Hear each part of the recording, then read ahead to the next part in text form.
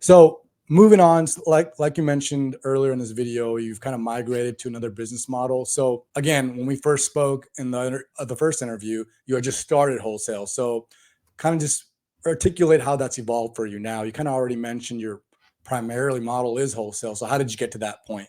Yeah, so I want to say I started a little over, I want to say November, December of 2022. So it's about almost coming up on a year and a half of wholesale, which is crazy because it feels like I just started Amazon like a year ago. Back when we first talked, I was kind of in the beginning stages, researching suppliers, going through, LinkedIn, Yellow Pages, Google Maps, the same methods that you hear everyone kind of talk about, but also kind of learning like ways to prevent like making mistakes, like, having valid supply chain is a big thing, and buying from actual authorized distributors is very key. But over the time, I've went to a bunch of different trade shows. I've been to Expo East. I've been to ASD 3 times. I was just there. I went to Prosper, and then a couple other smaller ones, which are more local to me. But throughout the past year, it's just lots of calling brands, lots of using Smart Scout. It's my main tool I use in the wholesale business. You could do lots of private label research, you could do lots of wholesale research, and you could do lots of online arbitrage research. It's a very diverse tool with plenty of features for everything. Honestly, it really just comes down to a lot of outreach with the wholesale. So throughout the past year, I've just been calling, dialing, talking to suppliers, getting denied from brands, trying to ask for, brand direct accounts. But usually when you get shot down, you kind of want to work your way down the ladder, which is like, they don't want to do brand direct, you kind of look for their authorized distributors in their regional area. So I'm in the Northeast, so I usually kind of follow up with that question. And usually they're kind of willing to. It depends on the company. If you're working with, like, if you're asking Neutrogena, they're not really going to want to work with you because they're under, I think, the umbrella of like P&G or Johnson & Johnson. I can't remember. So they'll just direct you to J&J or whichever company they work for. So, Unilever, P&G, J&J, those are the people you would kind of want to go to. So all the brands they own, they're just going to redirect you to the main distributors. And that's usually a great follow-up question. It's like, ask, who are your authorized distributors in the Northeast? I live there. My business operates there. Can we contact them? And usually some brands are very willing to. They already have a list. They'll email it to you, and then you kind of do the same thing. You rinse and repeat it and just kind of call them. So that's pretty much what I've been doing over the past year and a half. And you said the majority of your suppliers are authorized distributors as opposed to brand direct, correct? Yeah, I have 2 brand direct accounts. They are so. They're not like moving thousands of units a month. Yeah. One of them has 5 authorized distributors, so they do kind of space it out throughout the U.S. The other one's brand new. Right now, it's just me and another guy, so I'm still learning that. That one nice. I kind of just closed recently. I want to say like a week or 2 ago. And I do have like the authorized reseller role on the account, which is great because it shows Amazon that I am working with the company. So if I ever get inauthentic complaints, it's easy to get removed, stuff like that. That role, what do you mean, role on what side? So on brand registry from the company side, when you have a brand registry account, the brand can actually add authorized resellers. So they take my merchant ID and they input it, and then I'll get an email. And it basically just says you've been given like the authorized reseller role from said brand. Kind of alluding back to private label, you have to get brand registered for private label if you want to make IP complaints to people that are selling your listing. I didn't realize you can make an authorized reseller on your brand registry. That's kind of just eliminates any kind of hesitation of Amazon not accepting some invoices or whatnot. So yeah, there's actually a private label brand that my friend distributes for. He's an authorized reseller for a private label because they're basically just saying, we're done with Amazon. We just want to sell to an authorized distributor. So their margins are good enough. So their private label brand took off, and they don't want to do the warehousing. They're like, hey, we'll send the products to you. We'll produce them and manufacture them. We'll send it to, I think they work with like 3 to 5 authorized distributors. And even though they're a private label, they just don't want to deal with the intricacies, the returns, the damage stuff, the liquidations. So they actually have authorized distributors through Amazon, which is crazy to think that even private label sellers do that. Yeah. But I mean, it doesn't even matter if it's private label, just in general, any brand can go and get, and you fell upon that person, or you just kind of knew of him? He's also from New Jersey, and me and him kind of started Amazon from the sneaker world. So like, nice.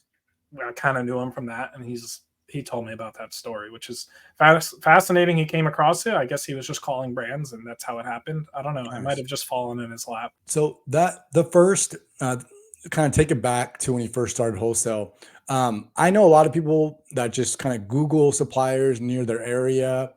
Is that method still valid? And can you tell me also how you found your first distributor? Yeah, that's actually how I found my first distributor. Nice. Or it wasn't a major distributor, it was a wholesaler that had valid supply chain and it was local to me. I actually did a pickup. So it was a New Jersey distributor. If you can find them, go ahead, find them. It was through Google Maps. It was a little bit harder to find.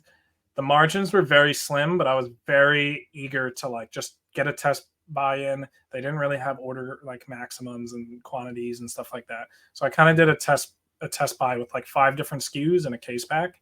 And I don't work with them anymore because their importing costs went up and it really kind of cut my margins out.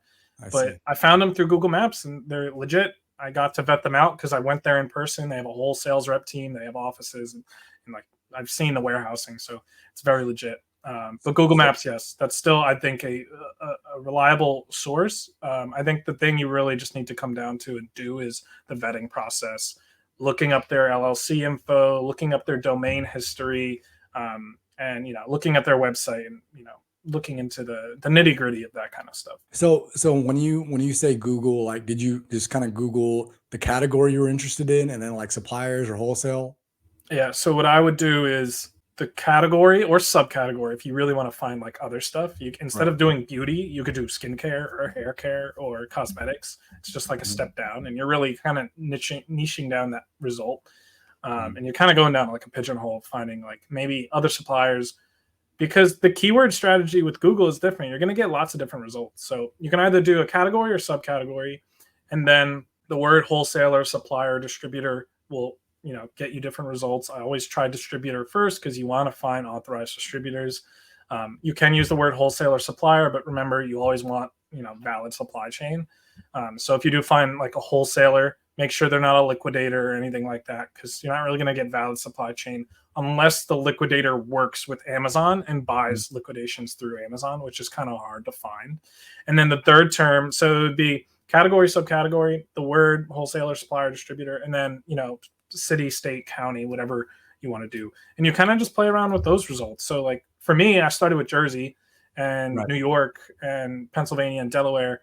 And I just was searching all day, calling suppliers all day. And that's pretty much how I started. So how long did it take you, like searching and calling, to finally uh, nail a relationship with the first So distributor? I wasn't using a VA, which Mhm. I didn't have good experiences when I did because Yeah, it's kind of hard to teach when you don't know how to find stuff just yet. agreed. So what I did was I spent a couple months just mass calling. I would spend like a week's worth, calling, and then I would have like 100 or so, wholesale lists and price lists, and I would be like, okay, and I would be on like email chains too because they'll get like weekly supply chain or weekly order updates of what they have in stock because people are always buying from these suppliers. So you kind of got to stay up to date with that. So whenever I got new, weekly updates updates, I would kind of throw it in Smart Scout or Scan Unlimited, and I would pretty much run filters that way through there. And you can change up the filters. Everybody has different margins. Luckily for me, I was in New Jersey, so I was actually self prepping in the beginning to cut Yeah. out the prep costs. So my margins were a lot higher, and I was able to find and maybe buy some items that other users can't because if it's an oversized item, that costs a lot for a prep center. If I could do it myself or have a family member do it at a much more affordable rate, then it works out for me. So that's kind of how I started. And I'd say it probably took me maybe like a month's worth of going through, a bunch of different lists to actually pull the trigger on that supplier. And Okay. it ended up going well. Some products did well. Some products I kind of broke even on because I wanted to just get rid of them as I saw it tanking. That's just what happens. Like sometimes you just got to let go of products. Yeah, I guess I think it was sometime middle of last year. I was researching heavily with wholesale. I had a VA also looking information up, and I was using Scan Unlimited. I probably should have spent more time on it, but it got to a point where I was spending so much more time on wholesale that, or researching wholesale, that I wasn't spending enough time on OA, which I was doing good at, at that time. Mhm. It got to a point where I would put in all the catalogs and Scan Unlimited, and I just couldn't find a product that was profitable. I think what I really needed to do is what you were alluding to earlier is call locally and just show up and show my face. Yeah. It sounds like that's what you did on that first one, correct? And is that Yeah. what you did on these other ones as well, or? Yeah. I think another big tip that a lot of gurus kind of just, I get a little upset when people kind of say this, but it's like people are like, oh, search for things that are like 30% ROI. And they're like, wholesalers are making like 5% margin. Like, and liquidators probably make a lot more, but wholesalers, distributors, they're operating on small margins, but they push volume. So you got to understand that. And I've seen coaches kind of say this, and I'm like, no, you want to under filter. Like, you should throw in like a 5% ROI into your Scan Unlimited or into your Smart Scout, whatever tool you're using.